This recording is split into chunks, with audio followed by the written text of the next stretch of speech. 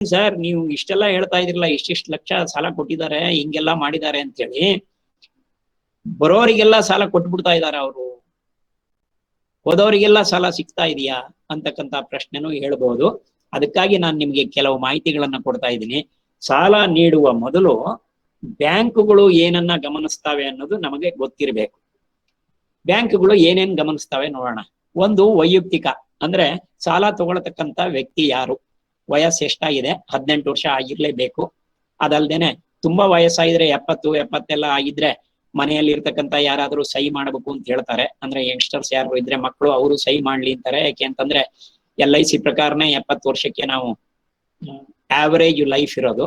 So ಒಂದು, ವೈಯಕ್ತಿಕ, ಅವ್ರು ಏನ್ ಮಾಡಿದ್ದಾರೆ, ಏನು ಓದ್ಕೊಂಡಿದ್ದಾರೆ, ಏನು ಓದಿಲ್ಲ, ಅಥವಾ ಎಷ್ಟು ತಿಳುವಳಿಕೆ ಇದೆ, ಈ ಕೃಷಿ ಕಸುಬನ್ನ ಅವರು ಮಾಡೋದಕ್ಕೆ ಸಾಧ್ಯ ಇದೆಯಾ, ಅದ್ರ ಬಗ್ಗೆ ಅವರಿಗೆ ಅನುಭವ ಇದೆಯಾ, ತಿಳುವಳಿಕೆ ಇದೆಯಾ, ಎಷ್ಟು ಜಮೀನಿದೆ, ಎಲ್ಲಿ ಏನ್ ಮಾಡ್ತಾ ಇದ್ದಾರೆ, ಇದು ವೈಯಕ್ತಿಕಕ್ಕೆ ಸಂಬಂಧಪಟ್ಟಿದ್ದು. ಅದನ್ನ ಕೆಲವು ಪ್ರಶ್ನೆಗಳ ಮೂಲಕ ಬ್ಯಾಂಕ್ನವರು ತಿಳ್ಕೊತಾರೆ. ಅದಲ್ದೇನೆ ಎರಡನೇದು, ಉದ್ದೇಶ. ಏನಕ್ಕಾಗಿ ಸಾಲ ಕೇಳ್ತಾ ಇದಾರೆ, ಏನ್ ಬೆಳೆ ಸಾಲ ಕೇಳ್ತಾ ಇದಾರ, ಟ್ರ್ಯಾಕ್ಟರ್ ತಗೋಬೇಕು ಅಂತಾರೋ, ಮನೆ ಕಟ್ಟಬೇಕು ಅಂತ ಮಾಡಿದಾರೋ, ಫಾರ್ಮ್ ಹೌಸ್ ಕಟ್ಟಬೇಕು ಅಂತ ಇದ್ದಾರೋ, ಅಥವಾ ನೀರಾವರಿಗಾಗಿ ಕೇಳ್ತಾ ಇದ್ದಾರೋ, ಇರಿಗೇಷನ್ ಪಂಪ್ ಸೆಟ್ಗಾಗಿ ಕೇಳ್ತಾ ಇದ್ದಾರೋ, ಬಾವಿ ತೋಡಿಸ್ಬೇಕು ಅಂತಾರೋ, ಪಾಲಿ ಹೌಸ್ ಹಾಕ್ಬೇಕು ಅಂತ ಇದ್ದಾರೋ, ಅಥವಾ ಹೈಬ್ರಿಡ್ ಬೇರೆ ಏನಾದ್ರು ಮಾಡಬೇಕು ಅಂತ ಇದ್ದಾರೋ, ಅಥವಾ ಸ್ಟೋರೇಜ್ ಏನಾದ್ರು ಮಾಡಬೇಕು ಅಂತ ಇದ್ದಾರೋ, ಕೋಲ್ಡ್ ಚೈನ್ ಮಾಡಬೇಕು ಅಂತ ಇದ್ದಾರೋ, ಈ ತರ ಉದ್ದೇಶ ಏನಿದೆ ಅಂತ ಕೇಳ್ತಾರೆ. ಅದು ಕೃಷಿಗೆ ಬರುತ್ತಾ ಇಲ್ವೋ ಅನ್ನೋದನ್ನ ನೋಡ್ತಾರೆ. ಇದಾದ್ಮೇಲೆ ಸಾಲಕ್ಕೆ ಭದ್ರತೆ. ಯಾಕೆ ಅಂತಂದ್ರೆ ನಾನು ಈಗಾಗಲೇ ಮೊದಲೇ ಹೇಳಿದೆ ಪ್ರಿಯಂಬಲ್ ನಲ್ಲಿ, ಸಾರ್ವಜನಿಕರ ಹಣವನ್ನ ಬ್ಯಾಂಕುಗಳು ಕೊಡ್ತಾ ಇರ್ತಕ್ಕಂಥದ್ದು. ಇದು ಯಾರು ಬೇರೆ ಸರ್ಕಾರ ಕೊಡ್ತಕ್ಕಂಥ ಹಣ ಅಲ್ಲ. ಸರ್ಕಾರ ಬರೇ ಸಹಾಯಧನ ಕೊಡ್ಬೋದು ಕೆಲವೊಂದು ಯೋಜನೆಗಳಲ್ಲಿ, ಆದ್ರೆ ಸಾಲದ ಹಣವನ್ನ ಸರ್ಕಾರ ಕೊಡೋದಿಲ್ಲ. ಸೊ ಹಾಗಾಗಿ ಇದು ಸಾರ್ವಜನಿಕರಿಗೆ ಸೇರಿದ ಹಣ ಆಗಿರೋದ್ರಿಂದ ಭದ್ರತೆಯನ್ನ ನೋಡ್ಬೇಕಾಗತ್ತೆ. ಯಾರಾದ್ರೂ ಜಾಮೀನ್ದಾರ್ ಇದಾರಾ, ನಿಮಗ್ ಗೊತ್ತಿರೋರು ಯಾರಾದ್ರೂ ಸಹಿ ಮಾಡ್ತಾರಾ, ಇದು ಒಂದು. ಅಂದ್ರೆ ಇದೇ ವ್ಯಕ್ತಿ ಮಾಡ್ತಾ ಇದ್ದಾರೆ ಅಂತ ಆತ ಹೇಳೋ ಆಗಿರ್ಬೇಕು. ಎರಡನೇದಾಗಿ ಪ್ರಾಥಮಿಕ ಭದ್ರತೆ ಅಂತ ಹೇಳ್ತೀವಿ. ಪ್ರಾಥಮಿಕ ಭದ್ರತೆ ಅಂದ್ರೆ ಸಾಲದಿಂದ ಪಡೆದಂತ ಆಸ್ತಿ. ಇವಾಗ 2 ವೀಲರ್ ತಗೊಂಡಿದ್ದಾರೆ ಸಾಲದಿಂದ, ಅದು ಹೈಪಾಥಿಕೇಶನ್ ಆಗ್ಬೇಕು. ಟ್ರ್ಯಾಕ್ಟರ್ ತಗೊಂಡಿದ್ದಾರೆ, ಅದು ಹೈಪಾಥಿಕೇಶನ್ ಆಗ್ಬೇಕು. ಪಂಪ್ ಸೆಟ್ ತಗೊಂಡಿದ್ದಾರೆ, ಅದು ಹೈಪಾಥಿಕೇಶನ್ ಆಗ್ಬೇಕು. ಅಂದ್ರೆ ಏನಾದ್ರೂ ಆಸ್ತಿಗಳನ್ನ ಸಾಲದಲ್ಲಿ ಮಾಡಿದ್ರೆ ಆ ಆಸ್ತಿ ಭದ್ರತೆಯಾಗಿ ಕೊಡಬೇಕಾಗತ್ತೆ. ಇದಿಷ್ಟೇ ಸಾಕಾಗಲ್ಲ ಕೆಲವೊಮ್ಮೆ. ಯಾಕೆಂತಂದ್ರೆ ಸಾಲದ ಮೊತ್ತ ಜಾಸ್ತಿ ಆದಾಗೆ ಸಾಮಾನ್ಯವಾಗಿ ಬ್ಯಾಂಕ್ಗಳು 125% ಭದ್ರತೆಯನ್ನ ಕೇಳ್ತಾರೆ. ಅಂದ್ರೆ 100 ರೂಪಾಯಿ ಸಾಲ ಕೊಡ್ಬೇಕು ಅಂದ್ರೆ 125 ನಮಗೆ ಭದ್ರತೆ ಬೇಕು ಅಂತ. ಅದಕ್ಕೆ ನಾವು ಮೇಲಾಧಾರ ಭದ್ರತೆ ಅಥವಾ ಕೊಲ್ಯಾಟ್ರಲ್ ಸೆಕ್ಯೂರಿಟಿ ಅಂತ ಹೇಳ್ತೀವಿ. ಕೊಲ್ಯಾಟ್ರಲ್ ಸೆಕ್ಯೂರಿಟಿ ಅಂತಂದಾಗ ನಿಮ್ದೇನಾದ್ರೂ ಜಮೀನ್ ಇದ್ರೆ, ನಿಮ್ದೇನಾದ್ರೂ ಬೇರೆ ಆಸ್ತಿಗಳಿದ್ರೆ ಅದನ್ನ, ಅಂದ್ರೆ ಡಿಪಾಸಿಟ್ ಸರ್ಟಿಫಿಕೇಟ್ ಇರ್ಬೋದು, LIC ಸರ್ಟಿಫಿಕೇಟ್, LIC ಪಾಲಿಸಿಗಳಿರ್ಬೋದು, ಈ ತರ ಬೇರೆ ಏನಾದ್ರು ಇದ್ರೆ ಅದನ್ನು ಕೂಡ ನೀವು ಕೊಲ್ಯಾಟ್ರಲ್, ಅಂದ್ರೆ ಇದು ಸಾಕಾಗ್ಲಿಲ್ಲ ಅಂದ್ರೆ ಅದನ್ನು ಕೊಲ್ಯಾಟ್ರಲ್ ಆಗಿ ಕೊಡಬಹುದು. ಬಟ್ ಇಲ್ಲಿ ಒಂದನ್ನ ಗಮನಿಸ್ಬೇಕು ನಾವು, ಏನಪ್ಪಾ ಅಂತಂದ್ರೆ ಈ ಡೆವಲಪ್ಮೆಂಟಲ್ ಆಕ್ಟಿವಿಟೀಸ್ ಅನ್ನ ನೀವು ಮಾಡಿದಾಗ, ಅಂದ್ರೆ ಬೆಳೆ ಸಾಲ ಅಲ್ಲ, ಬೇರೆ ಡೆವಲಪ್ಮೆಂಟಲ್ ಆಕ್ಟಿವಿಟೀಸ್ ಅನ್ನ ಮಾಡಿದಾಗ, ನಾನು ಫೆನ್ಸಿಂಗ್ ಹಾಕ್ತಾ ಇದ್ದೀನಿ, ಲ್ಯಾಂಡ್ ಲೆವೆಲಿಂಗ್ ಮಾಡ್ತಾ ಇದ್ದೀನಿ, ಬಾವಿ ತೋಡಿಸ್ತಾ ಇದ್ದೀನಿ, ಪಂಪ್ ಸೆಟ್ ಹಾಕಿಸ್ತಾ ಇದ್ದೀನಿ, ಟ್ರ್ಯಾಕ್ಟರ್ ತಗೋತಾ ಇದ್ದೀನಿ, ಮೆಷಿನರೀಸ್ ತಗೋತಾ ಇದ್ದೀನಿ, ಇಂಥ ಡೆವಲಪ್ಮೆಂಟಲ್ ಆಕ್ಟಿವಿಟೀಸ್ ಮಾಡಿದಾಗ ಆ ಜಾಗ ಏನು ಬೆಳೆಯುತ್ತೆ ನೀವು ಡೆವಲಪ್ಮೆಂಟಲ್ ಆಕ್ಟಿವಿಟೀಸ್ ಇಂದ, ಅದನ್ನ ನಾವು ವ್ಯಾಲ್ಯೂಯೇಷನ್ ಅಲ್ಲಿ ತಗೋತೀವಿ. ಅಂದ್ರೆ ಈಗ ಜಮೀನು ಏನೂ ಇರ್ಲಿಲ್ಲ, ಆ ಜಮೀನಿನ ಬೆಲೆ 2 ಲಕ್ಷ ಇತ್ತು ಎಕರೆಗೆ. ನೀರಾವರಿ ಮಾಡಿದೆ ನಾನು, 1 ಎಕರೆ 2 ಲಕ್ಷ ಇದ್ದಿದ್ದು 4 ಲಕ್ಷ ಆಯ್ತು. ಅಂದ್ರೆ ಮುಂದೆ ನೀರಾವರಿ ಮಾಡಿದಾಗ ಅದರ ಬೆಲೆ ಏನಾಗುತ್ತೆ ಅದನ್ನ ತಗೊಂಡು ಕೊಲ್ಯಾಟ್ರಲ್ ಭದ್ರತೆಯನ್ನ ಬ್ಯಾಂಕ್ನವರು ತೀರ್ಮಾನ ಮಾಡ್ತಾರೆ. ಇನ್ನೊಂದು, ನೆಕ್ಸ್ಟ್ ತಾಂತ್ರಿಕ ಸಾಧ್ಯತೆ. ಇವ್ರೇನು ಮಾಡ್ತೀನಿ ಅಂತ ಹೇಳ್ತಾ ಇದಾರಲ್ಲ, ಇದು ಇವರಿಗೆ ಸಾಧ್ಯ ಆಗತ್ತಾ?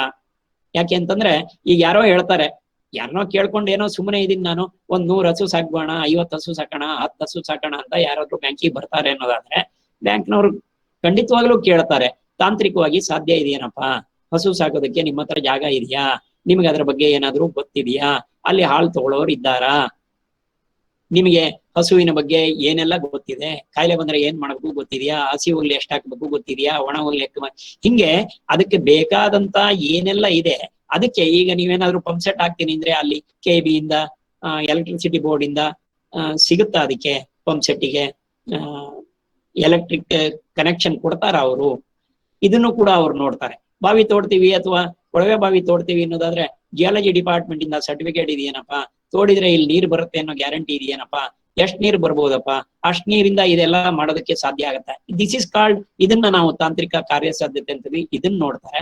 ಆಮೇಲೆ ಆರ್ಥಿಕ ಕಾರ್ಯಸಾಧ್ಯತೆ ಅಂದ್ರೆ ನೀವ್ ಎಷ್ಟ್ ಸಾಲ ತಗೋತಾ ಇದ್ದೀರಿ, ಆ ಸಾಲವನ್ನ ಎಷ್ಟು ನಾವು ಬಡ್ಡಿ ಹಾಕ್ತಾ ಇದೀವಿ, ಆ ಬಡ್ಡಿಯ ಮೂಲಕ ಎಷ್ಟು ವರ್ಷಕ್ಕೆ ನಾವು ನಿಗದಿ ಮಾಡಿದೀವಿ ಅಷ್ಟ್ರೊಳಗೆ ವಾಪಸ್ ಕೊಡೋದಕ್ಕೆ ನಿಮಗೆ ಇಲ್ಲಿ ಇನ್ಕಮ್ ಬರುತ್ತಾ, ಆರ್ಥಿಕವಾಗಿ ಈ ಯೋಜನೆ ಸಾಧ್ಯ ಇದೆಯಾ ಅನ್ನೋದನ್ನ ನೀವು ಪೇಪರ್ ನಲ್ಲಿ ತೋರಿಸ್ಬೇಕಾಗತ್ತೆ. ಸಾಲ ಕೊಡೋ ಮೊದಲು ಇವನ್ನೆಲ್ಲ ಬ್ಯಾಂಕ್ಗಳು ನೋಡ್ತಾರೆ. ಅದಲ್ದೇನೆ ಕೊಡುಗೆ ಅಂದ್ರೆ ಮಾರ್ಜಿನ್ ನೀವೆಷ್ಟು ಹಾಕುವಂಗಿದ್ದೀರಿ. ಸಾಮಾನ್ಯವಾಗಿ 1 ಲಕ್ಷದವರೆಗೆ ನಾವ್ ಯಾವ್ದು ಕೊಡುಗೆ ಕೇಳೋದಿಲ್ಲ ಬ್ಯಾಂಕ್ನವರು. ಸಾಮಾನ್ಯವಾಗಿ ಕೆಲವು ಬ್ಯಾಂಕ್ಗಳಲ್ಲಿ 2 ಲಕ್ಷದವರೆಗೂ ಕೂಡ ಯಾವುದೇ ಒಂದು ಕೊಡುಗೆಯನ್ನ ಕೇಳೋದಿಲ್ಲ. ಆದ್ರೆ ಬೇರೆ ಬೇರೆ ಬ್ಯಾಂಕ್ಗಳಲ್ಲಿ ಬೇರೆ ಬೇರೆ ವ್ಯವಹಾರ ಮಾಡ್ತಾರೆ. ಈ ಕೊಡುಗೆ ಕಾಂಟ್ರಿಬ್ಯೂಷನ್ ಏನಪ್ಪಾ ಅಂದ್ರೆ, ಮಾರ್ಜಿನ್ ಏನಪ್ಪಾ ಅಂತಂದ್ರೆ, ಯಾವ ವ್ಯಕ್ತಿ ಯಾವ ಉದ್ಯಮವನ್ನ ಮಾಡ್ತಾ ಇದ್ದಾನೆ ಆತ ಮಾಡ್ತಕ್ಕಂತ ಉದ್ಯಮಕ್ಕೆ ಬೇಕಾಗ್ತಕ್ಕಂತ ಹಣ ಏನಿದೆ ಅದರಲ್ಲಿ ಆತ ಎಷ್ಟು ಹಾಕಬಲ್ಲ. ಈಗ ಸಪೋಸ್ 10,000 ರೂಪಾಯಿ ಖರ್ಚಾಗ್ತಾ ಇದೆ, ನಾನು ಯಾವ್ದೋ ಒಂದು ಆಕ್ಟಿವಿಟಿ ಮಾಡ್ತಾ ಇದ್ದೀನಿ ಅಂದ್ರೆ 10,000 ಬ್ಯಾಂಕು ಸಾಲ ಕೊಡಲ್ಲ, 7,500 ಕೊಡ್ತೀನಿ ಅಂತಾರೆ, 2,500 ನೀವು ಹಾಕಿ ಅಂತಾರೆ, ನಿಮ್ ಕೊಡುಗೆ ಅಂತಾರೆ. ಇಲ್ಲ 8,000 ಕೊಡ್ತೀನಿ, 2,000 ಹಾಕಿ ಅಂತಾರೆ. 5% ಇಂದ 25% ವರೆಗೂ ಕೇಳ್ತಾರೆ. ಯಾಕೆ ಅಂತಂದ್ರೆ ನನ್ನದು ಅನ್ನೋ ಭಾವನೆ ಆತನಿಗೆ ಸಾಲ ಪಡೆದವನಿಗೆ ಬರ್ಲಿ ಅನ್ನೋ ಉದ್ದೇಶದಿಂದ. ಯಾಕೆಂದ್ರೆ ಅದಿಲ್ಲ ಅಂದ್ರೆ ಏನಾಗುತ್ತೆ ಅಂತಂದ್ರೆ ಇದು ನಂದಲ್ಲ, ಇದು ಬ್ಯಾಂಕಿಂದು ಅಂತ ಆಗ್ಬಿಡತ್ತೆ. ಸಪೋಸ್ ನಾವೇನೋ ಯಾರಿಗೋ ಹಸು ಕೊಡ್ಸಿದೀವಿ ಅಂತ ಇಟ್ಕೊಳ್ಳಿ, 20,000 ಆಗಿದೆ, 20,000 ಬ್ಯಾಂಕ್ನವರೇ ಕೊಟ್ಬಿಟ್ಟಿದ್ದಾರೆ ಅಂತ ಇಟ್ಕೊಳ್ಳಿ. ಹಸು ಸರಿಯಾಗಿ ಸಾಕದೇ ಇದ್ದಾಗ, ಹಸು ಸರಿಯಾಗಿ ಆರ್ಥಿಕವಾಗಿ ಕಾರ್ಯಸಾಧ್ಯತೆ ಆಗದೆ ಇದ್ದಾಗ ಸಾಲ ವಸೂಲಿಗೆ ಹೋಗಿ ನಾವು ಹಸು ಕೊಟ್ಬಿಡಪ್ಪ ಅಂತ ಹೇಳಿದ್ರೆ, ತಗೊಂಡೋಗಿ ಸರ್ ನಿಮ್ದೇ ಅಲ್ವಾ, ಹೆಂಗೋ 20,000 ನೀವೇ ಕೊಟ್ಟಿದ್ದು ಅಂತ ಹೇಳ್ಬಿಡ್ತಾನೆ. ಅಂದ್ರೆ ಸರಿಯಾಗಿ ಅದ್ರ ಬಗ್ಗೆ ಗಮನ ಕೊಡಲ್ಲ. ನನ್ನದು ಅನ್ನೋ ಭಾವನೆ ಅವನಿಗೆ ಬರ್ಬೇಕು ಅನ್ನೋ ದೃಷ್ಟಿಯಿಂದ ನಾವು ಕೊಡುಗೆಯನ್ನ ಕೇಳ್ತಾ ಇದೀವಿ. ಇದಾದ್ಮೇಲೆ ಮರುಪಾವತಿ. ನಾನು ಈಗಾಗ್ಲೇ ಹೇಳದಂತೆ ಬೆಳೆ ಸಾಲ ಆದ್ರೆ ಅಲ್ಪಾವಧಿ, ಕೃಷಿಗೆ ಸಂಬಂಧಪಟ್ಟಂತ ಕೆಲವು ಉಪಕಸಬುಗಳಿಗೆ ಆದ್ರೆ ಮಧ್ಯಮಾವಧಿ, ಆ 5 ವರ್ಷದೊಳಗೆ ಕಟ್ಟಿ ಅಂತಾರೆ. ಅದಲ್ಲದೆ ಇದ್ರೆ ದೀರ್ಘಾವಧಿ ಸಾಲ ಅಂತ ಹೇಳಿ 60 ತಿಂಗಳ ಮೇಲೂ ಆಗ್ಬೋದು. ಅಂದ್ರೆ ಅಭಿವೃದ್ಧಿಗಳಿಗೆ ತಗೊಂಡಂತ ಸಾಲಗಳಿಗೆ, ಮೆಷಿನರಿಗಳಿಗೆ ತಗೊಂಡಂತ ಸಾಲಗಳಿಗೆ ಮರುಪಾವತಿ ಅವಧಿ ಜಾಸ್ತಿ ಆಗ್ಬೋದು. ಇಲ್ಲಿ ನಾವು ಒಂದನ್ನ ಗಮನಿಸ್ಬೇಕು, ಬ್ಯಾಂಕ್ನವರು ಮರುಪಾವತಿಯನ್ನ ನಿಗದಿ ಮಾಡ್ಬೇಕಾದ್ರೆ ಹೇಗಪ್ಪ ಮಾಡ್ತಾರೆ ಅಂತ ಹೇಳಿದ್ರೆ, ನಿಮಗೆ ಬರುವ ಆದಾಯದ ಮೇಲೆ ಮರುಪಾವತಿಯನ್ನ ನಿಗದಿ ಮಾಡ್ತಾರೆ. ನಿಮಗೆ ಯಾವಾಗ ಆದಾಯ ಬರುತ್ತೋ ಆವಾಗ ಮರುಪಾವತಿ. ಭತ್ತ ಬೆಳೆದಿದ್ರಿ 4 ತಿಂಗಳ ಮೇಲೆ 5 ತಿಂಗಳಿಗೆ ಬರುತ್ತೆ, ಆವಾಗ ಮರುಪಾವತಿ. ಇಲ್ಲ ನಾನು ಸೆರಿಕಲ್ಚರ್ ಮಾಡ್ತಾ ಇದ್ದೀನಿ, 25-30 ದಿವಸಕ್ಕೆ ನನಗೊಂದು ಬೆಳೆ ಬರುತ್ತೆ, ಆವಾಗ 3 ತಿಂಗಳಿಗೊಮ್ಮೆ ಮರುಪಾವತಿ. ಇಲ್ಲ ನಾನು ಮೊಟ್ಟೆ ಕೋಳಿ ಸಾಕ್ತಾ ಇದ್ದೀನಿ, ಸೊ ಮೊಟ್ಟೆ ಯಾವಾಗ ಬರುತ್ತೆ ನೋಡ್ತಾರೆ, ಅದು ಯಾವಾಗ ಮಾರಾಟ ಮಾಡ್ತೀರಿ ನೋಡ್ತಾರೆ, ಆವಾಗ ಕಟ್ಟಿ ಅಂತ ಹೇಳ್ತಾರೆ. ಅಂದ್ರೆ ಇದು ತಿಂಗಳ ಕಟ್ಟುವಂತದ್ದಾದ್ರೂ ಆಗ್ಬೋದು, 3 ತಿಂಗಳಿಗೆ ಕಟ್ಟುವಂತದ್ದಾದ್ರೂ ಆಗ್ಬೋದು, 6 ತಿಂಗಳಿಗೆ ಒಮ್ಮೆ ಕಟ್ಟುವಂತದ್ದಾದ್ರೂ ಆಗ್ಬೋದು, ವರ್ಷಕ್ಕೆ ಒಮ್ಮೆ ಕಟ್ಟುವಂತದ್ದಾದ್ರೂ ಆಗ್ಬೋದು. ಇದು ಯಾವುದರ ಮೇಲೆ ನಿರ್ಭರ ಆಗತ್ತೆ ಅಂದ್ರೆ, ಇದು ನೀವು ಮಾಡ್ತಕ್ಕಂತ ಕಾರ್ಯ ಏನಿದೆ ಅಂದ್ರೆ ನಿಮಗೆ ಬರ್ತಕ್ಕಂತ ವರಮಾನ ಏನಿದೆ ಆ ವರಮಾನದ ಮೇಲೆ ಆಗತ್ತೆ. ಇದಲ್ದೇನೆ ಯೋಜನಾ ವರದಿಯನ್ನ ಬ್ಯಾಂಕ್ನವರು ಕೇಳ್ತಾರೆ ಎಷ್ಟೋ ಸಲ. ಸಣ್ಣ ಪ್ರಮಾಣದ ಯೋಜನೆಗಳಿಗೆ ಕೇಳಲ್ಲ, ಆದ್ರೆ ದೊಡ್ಡ ಪ್ರಮಾಣದ 2 ಲಕ್ಷದ ಮೇಲೆ ಸಾಲ ಬೇಕು, 5 ಲಕ್ಷ ಬೇಕು, 10 ಲಕ್ಷ ಬೇಕು, 50 ಲಕ್ಷ ಬೇಕು, 1 ಕೋಟಿ ಬೇಕು ಅಂದಾಗ ಯೋಜನಾ ವರದಿಯನ್ನ ಕೇಳ್ತಾರೆ. ನಿಮಗೆ ಗೊತ್ತಿದೆ ಯೋಜನಾ ವರದಿಯಲ್ಲಿ ಏನಿಲ್ಲ, ವೈಯಕ್ತಿಕ ಮಾಹಿತಿಯನ್ನು ಕೊಡಬೇಕು. ಈಗಾಗಲೇ ನಾನು ಏನ್ ಹೇಳಿದೀನಿ ಅದನ್ನೇ ಅದ್ರ ಬಗ್ಗೆ ಬರಿಬೇಕು. ದೆನ್ ಯೋಜನೆಯ ಬಗ್ಗೆ ಮಾಹಿತಿ ಕೊಡ್ಬೇಕು. ನಾನು ಏನ್ ಮಾಡ್ತಾ ಇದ್ದೀನಿ, ಎಲ್ಲಿ ಮಾಡ್ತಾ ಇದ್ದೀನಿ, ಹೇಗ್ ಮಾಡ್ತಾ ಇದ್ದೀನಿ, ಯಾವಾಗ ನಂದು ಕಂಪ್ಲೀಟ್ ಆಗುತ್ತೆ, ಹೇಗೆ ನನಗೆ ಇನ್ಕಮ್ ಬರುತ್ತೆ, ಟೆಕ್ನಿಕಲಿ ತಾಂತ್ರಿಕವಾಗಿ ಸಾಧ್ಯ ಇದೆಯಾ, ಆರ್ಥಿಕವಾಗಿ ಸಾಧ್ಯ ಇದೆಯಾ, ನನ್ನ ಕೊಡುಗೆ ಏನಿದೆ, ಆ ಎಲ್ಲ ಮಾಹಿತಿಯನ್ನ ಯೋಜನಾ ವರದಿಯಲ್ಲಿ ನೀವು ಕೊಡ್ತೀರಿ. ಆಮೇಲೆ ಯೋಜನೆಯ ವೆಚ್ಚ ಏನಾಗುತ್ತೆ, ಇದಕ್ಕೆಲ್ಲ ಎಷ್ಟು ಖರ್ಚಾಗತ್ತೆ, ಬಂಡವಾಳ ಎಲ್ಲಿಂದ, ಬ್ಯಾಂಕಿನಿಂದ ಸಾಲ ಆದ್ರೆ ಎಲ್ಲಿ ಎಷ್ಟು ತಗೋತಾ ಇದ್ದೀನಿ, ನನ್ನದಾದ್ರೆ ಕೊಡೋದಾದ್ರೆ ಕೊಡುಗೆ ಎಷ್ಟು ಕೊಡ್ತಾ ಇದ್ದೀನಿ, ಮತ್ತೆ ಲಾಭ ನಷ್ಟದ ವಿವರ. ಪುನಃ ನಾನೊಮ್ಮೆ ಹೇಳ್ತೀನಿ, ಈ ಯೋಜನಾ ವರದಿಯಲ್ಲಿ ನಿಮ್ಮ ಯೋಜನೆ ಲಾಭವಿದ್ದರೆ ಮಾತ್ರ ಬ್ಯಾಂಕಿನವರು ಸಾಲ ಕೊಡೋದಕ್ಕೆ ಸಾಧ್ಯ ಆಗತ್ತೆ. ಆಮೇಲೆ ಮರುಪಾವತಿ ಹೇಗ್ ಮಾಡ್ತೀರಿ, ಇದನ್ನ ಯಾವಾಗ ಇನ್ಕಮ್ ಬರುತ್ತೆ, ಹೇಗೆ ಮಾಡ್ತೀರಿ, ಈ ವಿಚಾರ ಬಂದಾಗ ಎಲ್ಲರ ತಲೆಯಲ್ಲೂ ಬರೋದೇನಪ್ಪಾ ಅಂದ್ರೆ, ಹೌದು ಸರ್ ನಾನು ಯೋಜನೆಯನ್ನ ಬರೆದು ಕೊಟ್ಟಾಗ ಲಾಭ ಆಗಿತ್ತು, ನಾನೆಲ್ಲ ಹೀಗೀಗ ಆಗ್ಬೋದು ಅಂತ ಅನ್ಕೊಂಡಿದ್ದೆ, ಆದ್ರೆ ಈ ತರ ಆಗ್ಲಿಲ್ಲ, ಮರುಪಾವತಿ ಅವಧಿನ ಫಿಕ್ಸ್ ಮಾಡ್ಬಿಟ್ಟಿದ್ದಾರೆ, ಬಟ್ ನನಗೆ ಕಟ್ಟಕ್ ಆಗ್ತಿಲ್ಲ, ನೀವಾಗ್ಲೇ ಮೊದಲೇ ಹೇಳಿದ್ರಿ ಚಕ್ರ ಬಡ್ಡಿ ಬೀಳುತ್ತೆ, ಸುಸ್ತಿ ಬಡ್ಡಿ ಬೀಳುತ್ತೆ ಅಂತ ಹೇಳಿ. ಇದೆಲ್ಲ ಬೀಳದೆ ಇರೋ ಹಾಗಾದ್ರೆ ನಾನು ಏನ್ ಮಾಡ್ಬೇಕು, ನಿಜವಾಗ್ಲೂ ನನಗೆ ಸಮಸ್ಯೆ ಇದ್ರೆ ಏನ್ ಮಾಡ್ಬೇಕು ಅನ್ನೋದಾದ್ರೆ, ಈ ಮರುಪಾವತಿ ಅವಧಿಯನ್ನ ಮುಂದಕ್ಕೆ ಹಾಕೋದಕ್ಕೂ ಅವಕಾಶ ಇದೆ ಬ್ಯಾಂಕ್ ನಲ್ಲಿ, ನಂಬರ್ 1. ನಂಬರ್ 2, ಈ ಮರುಪಾವತಿಯ ಮೊತ್ತವನ್ನ ಸರಿಪಡಿಸೋದಕ್ಕೂ ಬ್ಯಾಂಕ್ ನಲ್ಲಿ ಅವಕಾಶ ಇದೆ. ಯಾವಾಗ ನೀವು ಬ್ಯಾಂಕಿನೊಡನೆ ಸಂಪರ್ಕ ಇಟ್ಟುಕೊಂಡು ನೀವು ನಡೆಸಿರ್ತಕ್ಕಂತ ಯೋಜನೆಯಲ್ಲಿ ಆಗಿರ್ತಕ್ಕಂತ ಅನಾನುಕೂಲಗಳನ್ನ ಬ್ಯಾಂಕಿನವರಿಗೆ ತಿಳಿಸಿ, ಸಾಧ್ಯ ಇದ್ರೆ ಅವರ ಪರಿಗಣನೆಗೆ ತಂದು ಅವ್ರನ್ನ ಕರ್ಕೊಂಡು ಹೋಗಿ ತೋರಿಸಿ, ಇಲ್ಲ ನನಗೆ ಹಿಂಗಾಗಿದೆ, ಹೀಗ್ ಮಾಡ್ಬೇಕಾಗಿದೆ, ಹಾಗಾಗಿ ಹೀಗ್ ಕಟ್ಟಕ್ಕಾಗ್ತಿಲ್ಲ, ಈ ಅವಧಿಯನ್ನ ಬದಲಾವಣೆ ಮಾಡಿ ಅಂತ ತಾವು ಹೇಳೋಕ್ ಸಾಧ್ಯ ಆಗದಾದ್ರೆ ಖಂಡಿತವಾಗ್ಲೂ ಕೂಡ ಬ್ಯಾಂಕಿನಲ್ಲಿ ನಿಮಗೆ ಮರುಪಾವತಿಯನ್ನ ಹೊಂದಾಣಿಕೆ ಮಾಡ್ಕೊಳ್ಳೋದಕ್ಕಾಗ್ಲಿ ಮುಂದಕ್ಕೆ ಹಾಕೊಳ್ಳೋದಕ್ಕಾಗ್ಲಿ ಅವಕಾಶಗಳು ಇದ್ದಾವೆ. ಇದಲ್ದೇನೆ ನಾನು 2 ವಿಚಾರ ತಮ್ಮ ಇದಕ್ಕೆ ತರ್ತೀನಿ. ಇದಿಷ್ಟು ಬ್ಯಾಂಕ್ ನಲ್ಲಿ ಸಾಲ ಆಯ್ತು. ನಾನು ಬೆಳೆ ವಿಮೆ ಬಗ್ಗೆ ಈಗಾಗಲೇ ಹೇಳಿದ್ದೀನಿ. ಅಂದ್ರೆ ಬೆಳೆ ವಿಮೆಯನ್ನ ಎಲ್ಲಾ ಬೆಳೆಗಳಿಗೂ ಇಲ್ಲ, ಅದು ಆಯಾ ರಾಜ್ಯಗಳು ತೀರ್ಮಾನ ಮಾಡ್ತವೆ. ಒಂದೊಂದು ಜಿಲ್ಲೆಗಳಲ್ಲಿ ಬೇಕಾಗಿರ್ತಕ್ಕಂಥ ಬೆಳೆಗಳಿಗೆ ವಿಮೆಯನ್ನ ನಿಗದಿ ಮಾಡ್ತಾರೆ. ಬಹಳ ಕಡಿಮೆ ಪ್ರೀಮಿಯಂ ಇದೆ, 2% ಮುಂಗಾರುನಲ್ಲಿ, ಹಿಂಗಾರುನಲ್ಲಿ 1.5% ವಾಣಿಜ್ಯ ಬೆಳೆಗಳಿಗಾದ್ರೆ, ತೋಟಗಾರಿಕೆ ಬೆಳೆಗಳಿಗಾದ್ರೆ 5% ಬಾಕಿದೆಲ್ಲ ಸರ್ಕಾರ ಪೇಮೆಂಟ್ ಮಾಡುತ್ತೆ. ನೀವೇನು ಜಾಸ್ತಿ ಪೇಮೆಂಟ್ ಮಾಡ್ಬೇಕಾಗಿಲ್ಲ. ಅಕಸ್ಮಾತ್ ಆಗಿ, ಯಾಕೆಂದ್ರೆ ನಾವು ಹೇಳ್ತೀವಿ ಅಗ್ರಿಕಲ್ಚರ್ ನೇಚರ್ ಮೇಲೆ ಡಿಪೆಂಡ್ ಆಗಿದೆ ಅಂತ ಹೇಳಿ, ಪ್ರಾಕೃತಿಕ ವಿಕೋಪದಿಂದ ಬೇರೆ ಬೇರೆ ಕಾರಣಗಳಿಂದ ಆ ಒಂದು ಗ್ರಾಮ ಮಟ್ಟದಲ್ಲಿ ಇಳುವರಿ ಕಡಿಮೆ ಬಂದಲ್ಲಿ ನಿಮಗ್ ಬಂದಿದೆಯೋ ಇಲ್ವೋ, ಗ್ರಾಮ ಮಟ್ಟದಲ್ಲಿ ಬಂದಿದೆ ಅನ್ನೋದಾದ್ರೆ ನಿಮಗೆ ಬೆಳೆ ವಿಮೆ ಮೊತ್ತ ಸಿಗುತ್ತೆ. ಇದಕ್ಕೆ ಕಟ್ತಕ್ಕಂತ ಅಮೌಂಟ್ ತುಂಬಾ ಕಡಿಮೆ ಇದೆ. ಇದು ಬರೇ ಬೆಳೆ ಸಾಲ ತಗೊಂಡವ್ರು ಮಾತ್ರ ಅಲ್ಲ, ಬೇರೆಯವರು ಕೂಡ ಕೃಷಿ ಇಲಾಖೆಯನ್ನ ಸಂಪರ್ಕ ಮಾಡ್ಕೊಂಡು ತಮ್ಮ ಹತ್ರ ಇರ್ತಕ್ಕಂಥ ಬ್ಯಾಂಕ್ ಅನ್ನ ಸಂಪರ್ಕ ಮಾಡ್ಕೊಂಡು ಈ ಬೆಳೆ ವಿಮೆಯನ್ನು ಕೂಡ ತಗೋಬೇಕು ಅಂತ ನಾನು ತಮ್ಮಲ್ಲಿ ಕೇಳ್ಕೊತೀನಿ. ಇದಲ್ದೇನೆ 2 ನಾನು ನಿಮ್ಗೆ ಇವತ್ತು ಹೇಳೋದಕ್ಕೆ ಇಷ್ಟಪಡ್ತೀನಿ. ಏನಪ್ಪಾ ಅಂತಂದ್ರೆ, ಒಂದು, ಈಗ ಮೊನ್ನೆ ಕೋವಿಡ್ ಸಂದರ್ಭದಲ್ಲೂ ಕೂಡ ಇದು ಬಹಳ ಚರ್ಚೆಯಲ್ಲಿ ಬಂತು, ಟಿವಿನಲ್ಲೂ ಬಂತು, ಪೇಪರ್ನಲ್ಲೂ ಬಂತು. ಆದ್ರೆ ಇದು ಬಹಳ ವರ್ಷಗಳಿಂದ ನಡೀತಾ ಇದೆ, ಬಟ್ ಯಾರು ಇದ್ರ ಬಗ್ಗೆ ಗಮನ ಕೊಟ್ಟಿರ್ಲಿಲ್ಲ. ಒಂದು ಪ್ರಧಾನಮಂತ್ರಿ ಸುರಕ್ಷಾ ಬಿಮಾ ಯೋಜನೆ ಅಂತ ಹೇಳಿ, ಅಂದ್ರೆ ಇದು ಅಪಘಾತ ಆದಾಗ ಸಿಗ್ತಕ್ಕಂಥದ್ದು. ಇದು ಕೇವಲ ರೈತರಿಗೆ ಅಂತಲ್ಲ, ಯಾರಿಗ್ ಬೇಕಾದ್ರೂ ಇದೆ. ಸೊ ರೈತರು ಮಾತ್ರ ಇದನ್ನ ಪಡಿಬೇಕು ಅಂತ ಏನಿಲ್ಲ, ಬಟ್ ರೈತರು ಪಡೆಯೋದು ಬಹಳ ಒಳ್ಳೇದು. ಯಾರಿಗೆ ಯಾವ್ಯಾವ ಬ್ಯಾಂಕ್ ನಲ್ಲಿ ಅಕೌಂಟ್ ಇದೆಯೋ ಅಂತವ್ರು ಪ್ರಧಾನಮಂತ್ರಿ ಸುರಕ್ಷಾ ಬಿಮಾ ಯೋಜನೆ ಅಡಿಯಲ್ಲಿ 18ರಿಂದ 70 ವರ್ಷದೊಳಗೆ ಇದ್ರೆ ಅವರು ಕೇವಲ 12 ರೂಪಾಯಿ ಕಂತನ್ನ ವರ್ಷಕ್ಕೆ ಒಂದ್ಸಲ 12 ರೂಪಾಯಿ ಕಟ್ಟಿದರೆ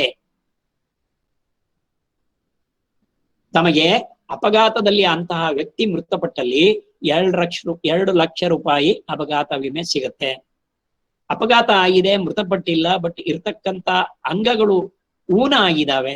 50% ಅಂಗಗಳು, ಕೈ ಒಂದು ಹೋಗಿದೆ, ಕಾಲು ಒಂದು ಹೋಗಿದೆ, ಕಣ್ಣು ಹೋಗಿದೆ, ಈ ತರ ಏನಾದ್ರು ಆದ್ರೆ ಸುಮಾರು 1 ಲಕ್ಷ ರೂಪಾಯಿ ವಿಮೆ ಸಿಗುತ್ತೆ. ಕೇವಲ ತಾವು ಕಟ್ತಾ ಇರೋದು 12 ರೂಪಾಯಿ ವರ್ಷಕ್ಕೆ. ಇದನ್ನ ದಯವಿಟ್ಟು ಯಾರ್ಯಾರು ಅಕೌಂಟ್ ಯಾವ್ಯಾವ ಬ್ಯಾಂಕ್ ಅಲ್ಲಿ ಇದೆ, ಬಿಕಾಸ್ ಎಲ್ಲಾ ಬ್ಯಾಂಕ್ನವರು ಇದನ್ನ ತಗೋತಾರೆ, ಅಂತ ಬ್ಯಾಂಕ್ಗಳಲ್ಲಿ ಇದನ್ನ ಮಾಡಿ. 50 ವರ್ಷದೊಳಗೆ ಇದೀನಿ ಸರ್, ನಾನು ಇದರಲ್ಲಿ ಬರಲ್ಲ ಇದರಲ್ಲಿ ಅನ್ನೋಂಗಿದ್ರೆ, ಅಂದ್ರೆ ಸುರಕ್ಷಾ ಬಿಮಾ ಯೋಜನೆಗೆ 70 ವರ್ಷ ತನಕ ಇದೆ. ಆದ್ರೆ ಇನ್ನೊಂದು ಸ್ಕೀಮ್ ಇದೆ. ಏನಪ್ಪಾ ಅಂತಂದ್ರೆ, ಇದು ಬರೇ ಅಪಘಾತ ಅಂತಲ್ಲ, ಮರಣ ಹೊಂದಿದ್ರೆ ಸಿಗ್ತಕ್ಕಂಥದ್ದು. ಇದೇ ಕೋವಿಡ್ ಪೀರಿಯಡ್ ನಲ್ಲಿ ಜಾಸ್ತಿ ಚರ್ಚೆ ಆಯ್ತು.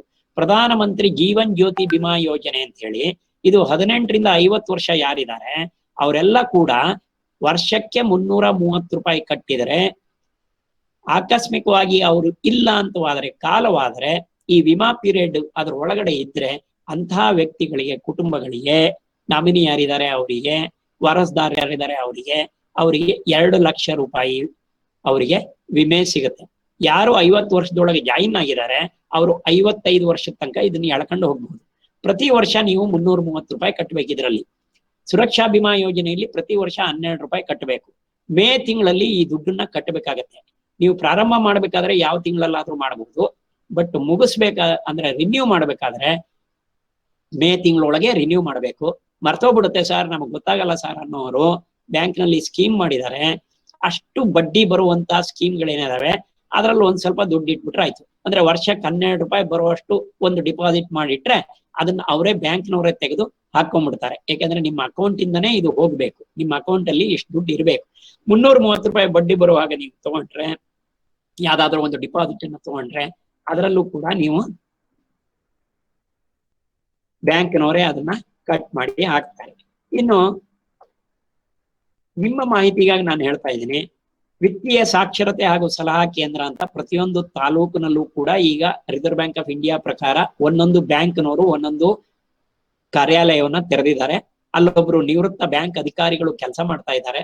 ಇವ್ರ ಕೆಲಸ ಏನಪ್ಪಾ ಅಂತಂದ್ರೆ, ನಮಗೇನು ಬ್ಯಾಂಕ್ ಬಗ್ಗೆ ಜಾಸ್ತಿ ಗೊತ್ತಿಲ್ಲ ಸರ್, ಇದು ಹೇಗೆ ಗೊತ್ತಿಲ್ಲ, ಬಡ್ಡಿ ಹೇಗೆ ಹಾಕ್ತಾರೆ ಗೊತ್ತಿಲ್ಲ, ಮರುಪಾವತಿ ಅವಧಿ ವಿಸ್ತರಣೆ ಮಾಡೋದು ಹೇಗೆ ಗೊತ್ತಿಲ್ಲ, ಅಥವಾ ಒನ್ ಟೈಮ್ ಸೆಟ್ಲ್ಮೆಂಟ್ ಅಲ್ಲಿ ನಾನು ಏನಾದ್ರು ಮಾಡ್ಬೇಕು ಅಂದ್ರೆ ನನ್ನ ಸಾಲವನ್ನ ಹೇಗೆ ತೀರಿಸ್ಕೋಬೇಕು ಗೊತ್ತಿಲ್ಲ ಅನ್ನೋದಾದ್ರೆ, ಈ ವಿತ್ತೀಯ ಸಾಕ್ಷರತಾ ಹಾಗೂ ಸಲಹಾ ಕೇಂದ್ರ ಏನಿದೆ ನಿಮ್ಮ ತಾಲೂಕುಗಳಲ್ಲಿ ಇರ್ತವೆ, ದಯವಿಟ್ಟು ಅವ್ರನ್ನ ಸಂಪರ್ಕ ಮಾಡಿ.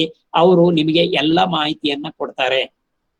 ಈಗಾಗಲೇ ನಾನು ಇದ್ರಲ್ಲಿ ಹೇಳ್ತಾ ಇದ್ದೆ ಒನ್ ಟೈಮ್ ಸೆಟ್ಲ್ಮೆಂಟ್ ಅಂತ. ಅಂದ್ರೆ ಯಾರು ಸಾಲ ತಗೊಂಡಿದ್ದಾರೆ, ಕಟ್ಟಕ್ ಆಗಿಲ್ಲ, ಇನ್ ಕಟ್ಟಕ್ ಆಗ್ತಾನೂ ಇಲ್ಲ, ಸಿಕ್ಕಾಪಟ್ಟೆ ಬಡ್ಡಿ ಬೆಳೆದಿದೆ, ಒಂದೇ ಸಲ ಕ್ಲೋಸ್ ಮಾಡ್ತೀನಿ ಅನ್ನೋದಾದ್ರೆ ಅಂತವರಿಗೆ ಬಡ್ಡಿಯಲ್ಲಿ ರಿಯಾಯಿತಿಯನ್ನ ಕೊಡ್ತಕ್ಕಂತ ಹಲವು ಯೋಜನೆಗಳು ಬ್ಯಾಂಕ್ ನಲ್ಲಿ ಇದಾವೆ. ದಯವಿಟ್ಟು ಅಂತವರು ಬ್ಯಾಂಕ್ಗಳನ್ನ ಸಂಪರ್ಕಿಸಿ ಅನುಕೂಲಗಳನ್ನ ಬ್ಯಾಂಕಿನಿಂದ ಪಡ್ಕೊಳ್ಳಿ. ಇನ್ನು ಡಾಕ್ಯುಮೆಂಟ್ ಏನ್ ಕೇಳ್ತಾರೆ ಸರ್, ಇಷ್ಟೆಲ್ಲ ಹೇಳ್ಬಿಟ್ರಿ, ಹಿಂಗೆಲ್ಲ ಅನುಕೂಲಗಳಿದಾವೆ, ಹಂಗ್ ಮಾಡ್ಬೋದು ಹಿಂಗ್ ಮಾಡ್ಬೋದು ಅಂತ ಹೇಳಿ, ಬಟ್ ಏನೆಲ್ಲ ಕೊಡ್ಬೇಕಾಗತ್ತೆ ಅನ್ನೋದಾದ್ರೆ ತುಂಬಾ ಸಿಂಪಲ್. KCC ನೀವು ತಗೋತೀನಿ ಅನ್ನೋದಾದ್ರೆ ನಿಮ್ಮ ರೆಕಾರ್ಡ್ ಆಫ್ ರೈಟ್ ಕೊಡ್ಬೇಕು, ಪಾಣಿ ಕೊಡ್ಬೇಕು, ಅದ್ರಲ್ಲಿ ನಿಮ್ಮ ಹೆಸರು ಇರಬೇಕು, ಕಲ್ಟಿವೇಶನ್ ಕಾಲಮ್ ಅಲ್ಲಿ ಇರಬೇಕು, ಅಲ್ಲಿ ಏನ್ ನೀವು ಬೆಳೆ ಬೆಳಿತೀರಿ ಅನ್ನೋದು ಇರಬೇಕು. ಸಾಲದ ಅಮೌಂಟ್ ಜಾಸ್ತಿ ಆಗ್ತಾ ಹೋಯ್ತು ಅಂದ್ರೆ ಉದ್ದೇಶಕ್ಕೆ ಅನುಗುಣವಾಗಿ ನೀವು ರೆಕಾರ್ಡ್ಸ್ ಅನ್ನ ಹೊಂದಾಣಿಕೆ ಮಾಡ್ಕೊಂಡು ಕೊಡ್ಬೇಕಾಗತ್ತೆ. ಸಾಲದ ಮೊತ್ತ ಜಾಸ್ತಿ ಆಗ್ತಾ ಹೋಗ್ತಾ ಇದೆ ಅಂತ ಆದಾಗ 2 ಲಕ್ಷದ ಮೇಲ್ ಬೇಕು ಅನ್ನುವಾಗ ನೀವು ನಿಮ್ಮ ಫೋಟೋವನ್ನು ಕೊಡಬೇಕು, KYC ಮಾಡಬೇಕು. ಅದು ಮಾಮೂಲಿ, ಅದು ಅಂದ್ರೆ ಎಲ್ಲರದ್ದು ಈಗ ಅಕೌಂಟ್ ಇದೆ. ಪ್ರಧಾನ ಮಂತ್ರಿ ಕಿಸಾನ್ ಸಮ್ಮಾನ್ ನಿಮ್ಗೆ ಏನು ಅಮೌಂಟ್ ಕ್ರೆಡಿಟ್ ಆಗ್ತಾ ಇದೆ, ಈಗೆಲ್ಲ DBT ಆಗಿರೋದ್ರಿಂದ, ಡೈರೆಕ್ಟ್ ಬೆನಿಫಿಟ್ ಟ್ರಾನ್ಸ್ಫರ್ ಆಗಿರೋದ್ರಿಂದ ಎಲ್ಲರೂ ಕೂಡ ಅಕೌಂಟ್ ಮಾಡಿದ್ದಾರೆ. ಸೊ ಅಕೌಂಟ್ ಇಂದ ಏನು ಸಮಸ್ಯೆ ಇಲ್ಲ. ಮಾಡದೇ ಇರೋರು ಮಾಡಬಹುದು, ಝೀರೋ ಬ್ಯಾಲೆನ್ಸ್ ಅಲ್ಲೂ ಮಾಡಬಹುದು, ದುಡ್ಡಿಟ್ ಮಾಡ್ಬೇಕು ಅಂತಿಲ್ಲ. ಇವೆಲ್ಲ ಬದಲಾವಣೆಗಳು ಬ್ಯಾಂಕ್ ನಲ್ಲಿ ಆಗಿರ್ತಕ್ಕಂಥದ್ದು. ಮೊದಲೆಲ್ಲ ದುಡ್ಡಿಲ್ದೆ ಬ್ಯಾಂಕ್ ಒಳಗೆ ಅಕೌಂಟೇ ಓಪನ್ ಆಗ್ತಿರ್ಲಿಲ್ಲ. ಈ ದುಡ್ಡಿಲ್ದೇನೂ ಅಕೌಂಟ್ ಓಪನ್ ಮಾಡಬಹುದು. ತಮ್ಮ ಫೋಟೋವನ್ನು ಕೊಡ್ಬೇಕಾಗತ್ತೆ, ಲ್ಯಾಂಡ್ ರೆಕಾರ್ಡ್ಸ್ ಏನಿದೆ ಕೊಡ್ಬೇಕಾಗತ್ತೆ. ಅದನ್ನ ನೀವು ಅಡಮಾನ ಮಾಡೋದಾದ್ರೆ ಅಂದ್ರೆ ಮಾರ್ಟ್ಗೇಜ್ ಮಾಡೋದಾದ್ರೆ ಅದಕ್ಕೆ ನೀವು ಟ್ಯಾಕ್ಸ್ ಪೇಡ್ ರೆಸಿಪ್ಟ್ ಸಮೇತ ಅದು ಪ್ರತಿ ವರ್ಷ ಕೊಡಬೇಕು. ಎನ್ಕಮರೆನ್ಸ್ ಸರ್ಟಿಫಿಕೇಟ್ ಕೊಡಬೇಕು. ಕೆಲವು ಬ್ಯಾಂಕಲ್ಲಿ 13 ವರ್ಷ ಅಂತಾರೆ, ಕೆಲವು ಬ್ಯಾಂಕಲ್ಲಿ 30 ವರ್ಷದ ಕೇಳ್ತಾರೆ.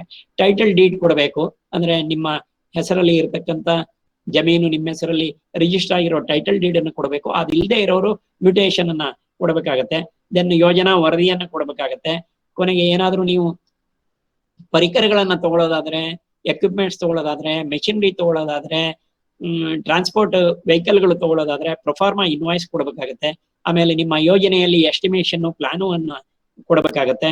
ಕೊನೆಗೆ ವ್ಯಾಲ್ಯೂಯೇಷನ್ ಆಫ್ ದಿ ಲ್ಯಾಂಡ್, ಅಂದ್ರೆ ನೀವು ಯಾವ ಜಮೀನನ್ನ ಆಧಾರವಾಗಿ ಇಡ್ತಾ ಇದ್ದೀರೋ ಆ ಜಮೀನಿನ ವ್ಯಾಲ್ಯೂಯೇಷನ್ ಅನ್ನ ಕೊಡಬೇಕಾಗತ್ತೆ. ಇದಕ್ಕೆಲ್ಲ ಬ್ಯಾಂಕ್ ನಲ್ಲಿ ನಿಗದಿತ ವ್ಯಕ್ತಿಗಳಿದ್ದಾರೆ. ಕೆಲವರು ಇಂಜಿನಿಯರು, ಕೆಲವರು ಅಗ್ರಿಕಲ್ಚರ್ ಗ್ರಾಜುಯೇಟ್ಸ್, ವ್ಯಾಲ್ಯೂಯರ್ ಇದ್ದಾರೆ. ಅವ್ರ ಹತ್ರನೇ ತಗೋಬರ್ಬೇಕು ಅಂತ ಹೇಳ್ತಾರೆ. ಯಾಕೆಂದ್ರೆ ಅವರು ಸ್ಪಾಟ್ ಇನ್ಸ್ಪೆಕ್ಷನ್ ಮಾಡಿ ವ್ಯಾಲ್ಯೂಯೇಷನ್ ಅನ್ನ ಕೊಡ್ಬೇಕಾಗತ್ತೆ. ಹಾಗಲ್ದೇನೆ ನಿಮ್ಮ ಟೈಟಲ್ ಏನು ಸರಿ ಇದೆಯೋ ಇಲ್ಲೋ, ಈ ಜಮೀನು ನಿಮಗೆ ಸಂಬಂಧಪಟ್ಟಿದೆಯೋ ಇಲ್ವೋ, ರೆಕಾರ್ಡ್ಸ್ ಪ್ರಕಾರ ನೀವು ಅದರ ಹಕ್ಕುವನ್ನ ಹೊಂದಿದಿರೋ ಇಲ್ಲೋ ಅಂತ ನೋಡ್ಲಿಕ್ಕೆ ಲಾಯರ್ ಹತ್ರ ಹೋಗಿ ಈ ಪೇಪರ್ ಗಳನ್ನ ಕೊಟ್ಟು ಅವರಿಂದ ಒಂದು ಒಪಿನಿಯನ್ ಅನ್ನ ತಗೊಂಡ್ಬರ್ಬೇಕಾಗತ್ತೆ. KEB ಇಂದ ಫ್ಲೆಕ್ಸಿಬಿಲಿಟಿ ಫೀಸಿಬಿಲಿಟಿ ಸರ್ಟಿಫಿಕೇಟ್ ತರಬೇಕಾಗತ್ತೆ. ಅಕಸ್ಮಾತ್ ನೀವೇನಾದ್ರೂ ಪಂಪ್ ಸೆಟ್ ಅಂತವೇನಾದ್ರು ತಗೊಳಂಗಿದ್ರೆ ವಾಟರ್ ಈಲ್ಡ್ ಸರ್ಟಿಫಿಕೇಟ್ ತರಬೇಕಾಗತ್ತೆ. ಕೊಳವೆ ಬಾವಿಯನ್ನ ತೋಡ್ಸೋಗಿದ್ರೆ, ಬಾವಿಯನ್ನ ತೋಡ್ಸೋಗಿದ್ರೆ ಇಲ್ಲಿ ನೀರು ಬರುತ್ತೆ ಅಂತ ಹೇಳಿ. ಅದೇ ರೀತಿ ಶೀಪ್ ರೇರಿಂಗು, ಗೋಟ್ ರೇರಿಂಗು ಮಾಡ್ತಕ್ಕಂಥವ್ರು ಡಿಪಾರ್ಟ್ಮೆಂಟ್ ಗಳಿಂದ, ಫಾರೆಸ್ಟ್ ಡಿಪಾರ್ಟ್ಮೆಂಟ್ ಇಂದ ಪರ್ಮಿಷನ್ ತಗೋಬೇಕಾಗತ್ತೆ. ಅಂದ್ರೆ ಇಲ್ಲಿ ಗ್ರೇಸಿಂಗಿಗೆ ಅಲೋ ಇದೆ ಅಂತ ಹೇಳ್ಬೇಕಾಗತ್ತೆ. ಡೈರಿಗಳನ್ನ ಸಿಟಿಗಳಲ್ಲಿ ಮಾಡ್ಬೇಕಾದ್ರೆ ಮುನ್ಸಿಪಲ್ ಆಫೀಸ್ ಇಂದ ಅಥವಾ ಕಾರ್ಪೊರೇಷನ್ ಇಂದ ಕ್ಲಿಯರೆನ್ಸ್ ಸರ್ಟಿಫಿಕೇಟ್ ಬೇಕಾಗತ್ತೆ. ಯಾಕೆಂದ್ರೆ ಅಕ್ಕಪಕ್ಕದವರು ತೊಂದರೆ ಆಗತ್ತೆ, ವಾಸನೆ ಬರುತ್ತೆ, ನಮ್ಗೆ ಗಲೀಜಾಗತ್ತೆ ಅಂತ ಹೇಳಬಾರದು ಅನ್ನೋ ದೃಷ್ಟಿಯಿಂದ ಈ ತರ ಕೆಲವೊಂದಕ್ಕೆ ಕೆಲವೊಂದು ನಿಬಂಧನೆಗಳಿದಾವೆ. ಅವನ್ನೆಲ್ಲ ಫಾಲೋ ಮಾಡ್ಬೇಕಾಗತ್ತೆ. ಈ ಮಾರ್ಟ್ಗೇಜ್ ಮಾಡ್ತಕ್ಕಂಥದ್ದು 13 ವರ್ಷದ ತನಕ ಇರೋದ್ರಿಂದ ಒಂದು ಸಲ ನೀವು ಕೊಡೋದ್ರಿಂದ, ಯಾಕೆಂದ್ರೆ ಬಹಳಷ್ಟು ಜನ ನನ್ನ ಸರ್ವಿಸ್ ನಲ್ಲೂ ನಾನು ನೋಡಿದೀನಿ, ಬಹಳಷ್ಟು ಜನ ಪೇಚಾಡ್ತಾರೆ, ಏನ್ ಸಾರ್ ಇಷ್ಟೊಂದೆಲ್ಲಾ ಕಾಗದ ಪತ್ರಗಳನ್ನ ತರಬೇಕಂತ. ಎಷ್ಟೋ ಸಲ ಹಿಂಗಾಗಿದೆ. ಆ ಕಾಗದ ಪತ್ರಗಳು ತರೋ ತನಕ ಆ ವ್ಯಕ್ತಿಗೆ ಇದೆಲ್ಲಾ ಹಕ್ಕು ನನ್ನ ಹತ್ರನೇ ಇದೆ ಅನ್ನೋದಕ್ಕೆ ಲೀಗಲಿ ಯಾವುದು ನನ್ನ ಹತ್ರ ಇಲ್ಲ ಅನ್ನೋದು ಗೊತ್ತಾಗಿರೋದೇ ನಮ್ಮ ಬ್ಯಾಂಕಿಗೆ ಬಂದಾಗ. ಅಲ್ಲಿ ತನಕ ಅವ್ರಿಗೆ ಗೊತ್ತಿಲ್ಲ, ಯಾರೋ ಹೇಳಿದ್ರು, ಯಾರೋ ಇದನ್ನ ಮಾಡಿದ್ರು, ಪರ್ಚೇಸ್ ಮಾಡಿದ್ರು, ತಗೊಂಡ್ ಇಟ್ಕೊಂಡ್ಬಿಟ್ರು, ಟೈಟಲ್ ಡೀಡ್ ನನ್ನ ಹತ್ರ ಇದೆ ಅಂದ್ರು, ಸೇಲ್ ಡೀಡ್ ನನ್ನ ಹತ್ರನೇ ಇದೆ, ಇದೆಲ್ಲ ನಂದೇ ಅಂತ ಹೇಳಿದ್ರು. ಆಮೇಲೆ ಇನ್ಯಾರೋ ಬರ್ತಾರೆ, ಇನ್ನೇನೋ ಹೇಳ್ತಾರೆ. ಇವೆಲ್ಲ ಆಗ್ಬಾರ್ದು ಅನ್ನೋದಾದ್ರೆ ನನ್ನ ಪ್ರಕಾರ ಬ್ಯಾಂಕಿನಲ್ಲಿ ಒಂದ್ಸಲ ಲೀಗಲ್ ಒಪಿನಿಯನ್ ಮೂಲಕ ತಗೊಳ್ಳೋದು ಬಹಳ ಒಳ್ಳೆಯದು.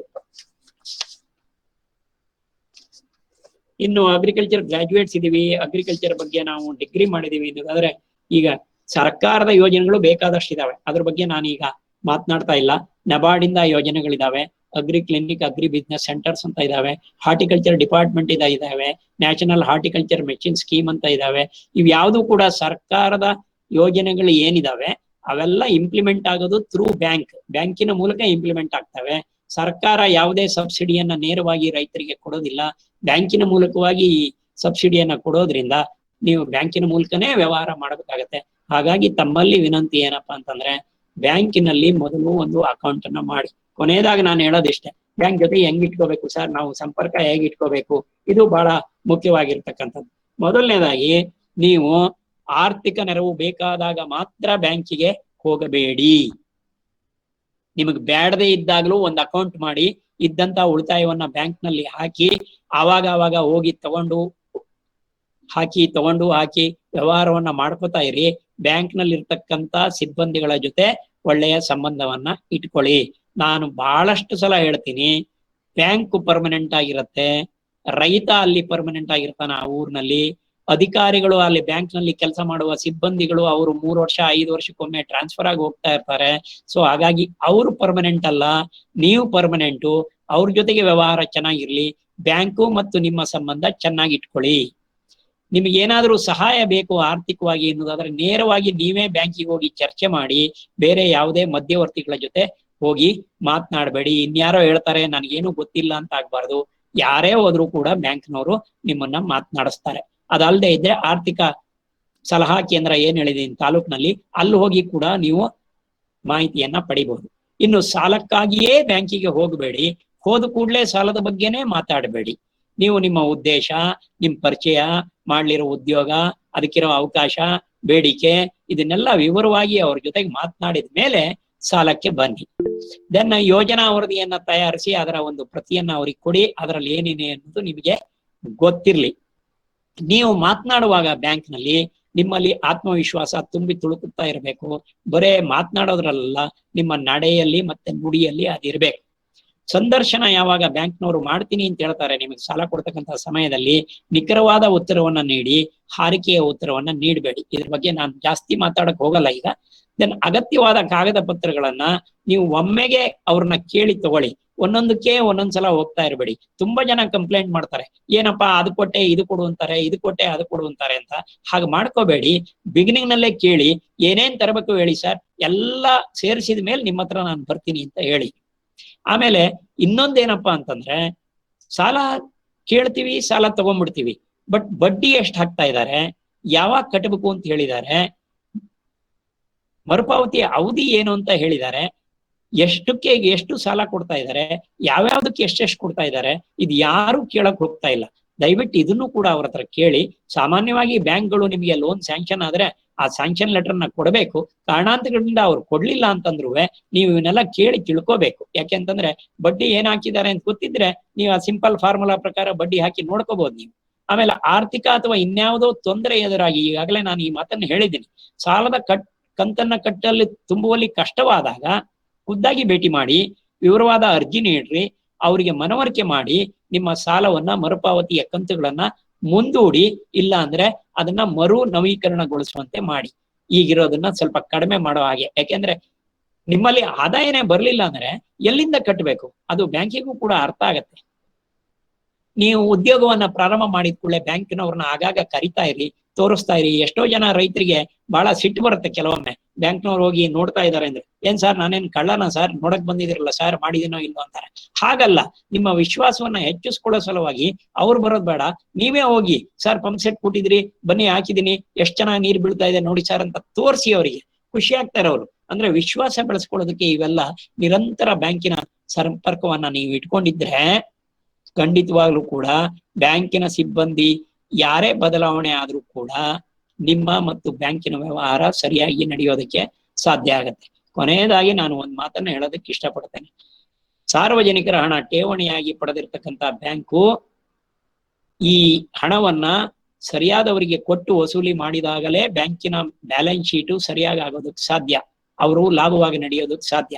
ಎಷ್ಟೋ ಸಲ ನಾನು ತಮಾಷೆಯಾಗಿ ಹೇಳ್ತಾ ಇರ್ತೀನಿ, ಬ್ಯಾಂಕ್ನವರೆಲ್ಲ ಬಡ್ಡಿ ಮಕ್ಕಳು ಅಂತ, ನಾವೆಲ್ಲ ಸಂಬಳ ತಗೊಳ್ಳೋದು ಬಡ್ಡಿಯಿಂದ ಅಂತ. ಅಂದ್ರೆ ಕಡಿಮೆ ಬಡ್ಡಿ ಡಿಪಾಸಿಟ್ ಕೊಟ್ಟು ಸಾಲಕ್ಕೆ ಸ್ವಲ್ಪ ಹೆಚ್ಚಿಗೆ ಬಡ್ಡಿ ತಗೊಂಡು ವ್ಯತ್ಯಾಸದ ಬಡ್ಡಿಯಲ್ಲಿ ನಮ್ ಸಂಬಳ ತಗೊಳ್ತಾ ಇರೋರು ನಾವು ಬ್ಯಾಂಕಿನವರು ಅಂತ ಹೇಳಿ. ಹಾಗಾದ್ರೆ ಸಾಲ ಯಾವ್ಯಾವ್ದು ಕೊಡ್ತಾರೆ ಅಂತ ಹೇಳಿದ್ರೆ ನಾನು ಹೇಳ್ತಿದ್ದೆ, ಬ್ಯಾಂಕ್ನವರು ಸಾಲ ಯಾವ್ಯಾವ್ದಕ್ ಕೊಡ್ತಾರೆ ಅಂತಂದ್ರೆ ನೋಡಪ್ಪ, ಹುಟ್ಟಿದ ಮಗುವಿನ ನಾಮಕರಣದಿಂದ ಹಿಡಿದು ಸತ್ತ ಮನುಷ್ಯನನ್ನ ಚಟ್ಟಕ್ಕೇರಿಸೋದಕ್ಕೂ ಕೂಡ ಕನ್ಸಂಪ್ಷನ್ ಲೋನ್ ಅಂತ ಬ್ಯಾಂಕ್ನಲ್ಲಿ ಸಾಲ ಇದೆ. ಯಾಕೆಂತಂದ್ರೆ ನಾನು ಆವಾಗಲೇ ಹೇಳ್ಬೇಕಾದ್ರೆ ನಿಮ್ಗೆ ಇನ್ನೂ ಒಂದ್ 2-3 ವಿಚಾರಗಳನ್ನ ಬಿಟ್ಟು ಹೋಗಿದ್ದೆ. ಈಗ ಹೇಳ್ಬೇಕಾದ್ರೆ ಈಗ ಜ್ಞಾಪಕ ಬರ್ತಾ ಇದೆ ನನಗೆ. ಏನಪ್ಪಾ ಅದು ಹಂಗಂತಂದ್ರೆ ನೀವು ಹೊರಗಡೆಯಿಂದ ಸಾಲ ಮಾಡಿದ್ರೆ, ನಾನ್ ಇನ್ಸ್ಟಿಟ್ಯೂಷನಲ್ ಸಾಲ ಏನಾದ್ರು ಇದ್ರೆ ಅದು ಕೂಡ 50,000ದವರೆಗೆ, ಅದಕ್ಕಿಂತ ಜಾಸ್ತಿ ಬೇಕು ಅನ್ನೋದಾದ್ರೆ ಅವನ ಆದಾಯವನ್ನ ಪರಿಗಣಿಸಿ ಜಾಸ್ತಿ ಕೊಡ್ತಕ್ಕಂತ ಒಂದು ವ್ಯವಸ್ಥೆ ಕೂಡ ಬ್ಯಾಂಕಲ್ಲಿ ಇದೆ. ಅದಲ್ದೇನೆ ಕನ್ಸಂಪ್ಷನ್ ಲೋನ್ ಅಂತ ಹೇಳ್ತೀವಿ. ಅಂದ್ರೆ ಏನೋ ಒಂದು ಸಮಸ್ಯೆ ಇದೆ ಮನೆಯಲ್ಲಿ, ಸ್ವಲ್ಪ ದುಡ್ಡು ಬೇಕಾಗಿತ್ತು, ಆವಾಗಲೂ ಕೂಡ ಬ್ಯಾಂಕ್ನವರು ಸಾಲ ಕೊಡ್ತಕ್ಕಂತ ವ್ಯವಸ್ಥೆ ಇದೆ. ಸೊ ಹಾಗಾಗಿ ಬ್ಯಾಂಕ್ನಲ್ಲಿ ಇಂಥದ್ದಕ್ಕೆ ಸಾಲ ಇಲ್ಲ ಅಂತಲ್ಲ, ನೈತಿಕವಾಗಿ ಸಮಾಜ ಒಪ್ಪುವಂತ ಯಾವುದೇ ಕಾರ್ಯಚಟುವಟಿಕೆಗಳನ್ನ ಮಾಡಿದರೆ ಬ್ಯಾಂಕಿನಲ್ಲಿ ಸಾಲ ಸಿಗುತ್ತೆ. ದಯವಿಟ್ಟು ಗಮನದಲ್ಲಿ ಇಟ್ಕೊಳ್ಳಿ. ಬ್ಯಾಂಕಿನ ಹಣ ಸಾರ್ವಜನಿಕರ ಹಣ, ಅದನ್ನ ವಾಪಸ್ ಕೊಡ್ತಕ್ಕಂಥದ್ದು ನಮ್ಮ ಕರ್ತವ್ಯ ಅಂತ ನಿಮಗೆ ಅರಿವಿಗೆ ಬಂದ್ರೆ, ಎಲ್ರೂ ಅದನ್ನ ಪಾಲಿಸೋದಾದ್ರೆ ಖಂಡಿತವಾಗ್ಲೂ ಕೂಡ ಇನ್ನೂ ಹೆಚ್ಚೆಚ್ಚು ಯೋಜನೆಗಳು ಬರೋದಕ್ಕೆ ಸಾಧ್ಯ ಆಗುತ್ತೆ. ಮುಂಚೆಲ್ಲ ಬ್ಯಾಂಕ್ನವ್ರು, ನಾನು ಮೊನ್ನೆ ಪೇಪರ್ ನೋಡ್ತಾ ಇದ್ದೆ, ಕ್ಲಬ್ ಹೌಸ್ ಮೀಟಿಂಗ್ ನಲ್ಲಿ ಶ್ರೀಮತಿ ಸುಧಾಮೂರ್ತಿ ಅವರು ಹೇಳ್ತಾ ಇದ್ರು, ವಿಶ್ವವಾಣಿ ಅವ್ರದ್ದು ಕ್ಲಬ್ ಹೌಸ್ ಮೀಟಿಂಗ್ ಅಂತ ನಡೀತಾ ಇದೆ ಈಗ.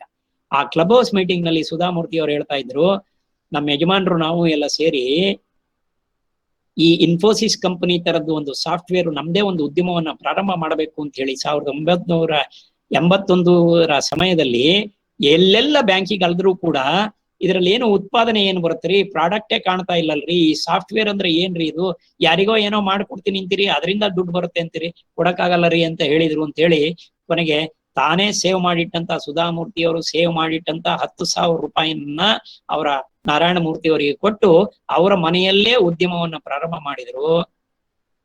ಇವತ್ತು ಇನ್ಫೋಸಿಸ್ ಲಕ್ಷಾಂತರ ಕೋಟಿ ರೂಪಾಯಿ ವ್ಯವಹಾರವನ್ನ ಮಾಡ್ತಾ ಇದೆ. 2 ಲಕ್ಷಕ್ಕಿಂತಲೂ ಹೆಚ್ಚು ಜನ ಎಂಪ್ಲಾಯೀಸ್ ಇದ್ದಾರೆ. ಕೇವಲ 40 ವರ್ಷಗಳಲ್ಲಿ ಎಷ್ಟು ದೊಡ್ಡದಾಗಿ ಬೆಳೆದಿದೆ. ಅವತ್ತು ಆ ರೀತಿ ಪರಿಸ್ಥಿತಿ ಇತ್ತು ಬ್ಯಾಂಕ್ಗಳಲ್ಲಿ, ಇವತ್ತು ಆ ರೀತಿ ಪರಿಸ್ಥಿತಿ ಇಲ್ಲ ಬ್ಯಾಂಕ್ಗಳಲ್ಲಿ. ರಿಸರ್ವ್ ಬ್ಯಾಂಕ್ ಆಫ್ ಇಂಡಿಯಾ ಇದೆ, ಸೆಂಟ್ರಲ್ ಗವರ್ಮೆಂಟ್ ಇದೆ, ಸ್ಟೇಟ್ ಗವರ್ಮೆಂಟ್ ಇದೆ, ಕಾನೂನುಗಳನ್ನ ಮಾಡಿದ್ದಾರೆ, ಹೀಗೆ ನಡ್ಕೋಬೇಕು ಅಂತ ಹೇಳ್ತಾ ಇದ್ದಾರೆ, ಇಂತಿಂತದ್ದಕ್ಕೆ ಸಾಲ ಕೊಡಬೇಕು ಅಂತ ಹೇಳ್ತಾ ಇದ್ದಾರೆ, ಆದ್ಯತಾ ರಂಗಕ್ಕೆ ಟಾರ್ಗೆಟ್ ಅನ್ನ ಫಿಕ್ಸ್ ಮಾಡಿದ್ದಾರೆ, ಅಗ್ರಿಕಲ್ಚರ್ಗೆ ಟಾರ್ಗೆಟ್ ಅನ್ನ ಫಿಕ್ಸ್ ಮಾಡಿದ್ದಾರೆ. ಸೊ ಹಾಗಾಗಿ ಈಗ ಯಾವುದೇ ವ್ಯಕ್ತಿ ಉದ್ಯಮವನ್ನ ಮಾಡೋದಾದ್ರೆ ಖಂಡಿತವಾಗಲೂ ಕೂಡ ಯೋಜನೆ ಸರಿಯಾಗಿದ್ದಲ್ಲಿ, ಆತ ಅದಕ್ಕೆ ಅರ್ಹ ಇದ್ದಲ್ಲಿ ಸಾಲವನ್ನ ಪಡೆಯೋದು ಹಿಂದಿಗಿಂತಲೂ ಈಗ ಬಹಳ ಸಲೀಸಾಗಿದೆ ಅನ್ನೋ ಮಾತನ್ನ ಹೇಳ್ತಾ ನನ್ನ ಕೆಲವು ಮಾತುಗಳನ್ನ ಇಲ್ಲಿಗೆ ಮುಗಿಸ್ತೇನೆ. ಬಹಳ ವಾಸ್ಟ್ ಸಬ್ಜೆಕ್ಟು, ಒಂದೊಂದೇ ಟಾಪಿಕ್ ತಗೊಂಡು ಮಾಡ್ಲಿಕ್ಕೆ ಆಗಿಲ್ಲ. ಬಟ್ ಜನರಲ್ ಆಗಿ ಬ್ಯಾಂಕ್ ಅಲ್ಲಿ ಏನ್ ನಡೀತದೆ, ಹೇಗೆ ವ್ಯವಹಾರ ಮಾಡಬೇಕು ಅನ್ನೋದನ್ನ ಹೇಳಿದ್ದೀನಿ. ಈಗ ತಮ್ಮ ಪ್ರಶ್ನೆಗಳೇನಾದ್ರು ಇದ್ರೆ ನನ್ನನ್ನ ಕೇಳಬಹುದು.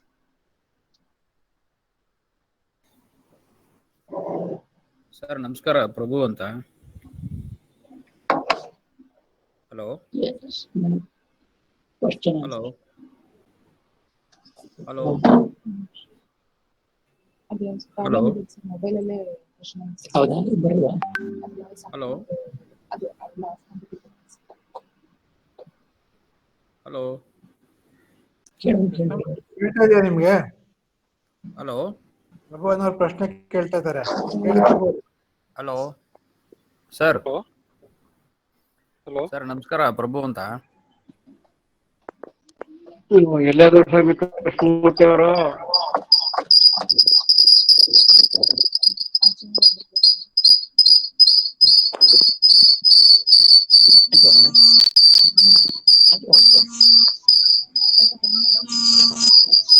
ಹಲೋ ಸ್ವಲ್ಪ ಅಡಚಣೆ ಆಗುತ್ತೆ, ಸರಿಪಡಿಸ್ತಾ ಇದ್ದಾರೆ. ಇಲ್ಲ ಹೇಳಿ ಹೇಳಿ ಸರ್, ನಾನು ಹೊರಗಡೆ ಬಂದಿದ್ದೀನಿ, ಅಲ್ಲೇನೋ ಸ್ವಲ್ಪ ಸಮಸ್ಯೆ ಇದೆ, ಮೊಬೈಲ್ ಅಲ್ಲಿ ಇದ್ದೀನಿ. ತಮ್ಮ ಪ್ರಶ್ನೆ ಕೇಳಿ ಸರ್.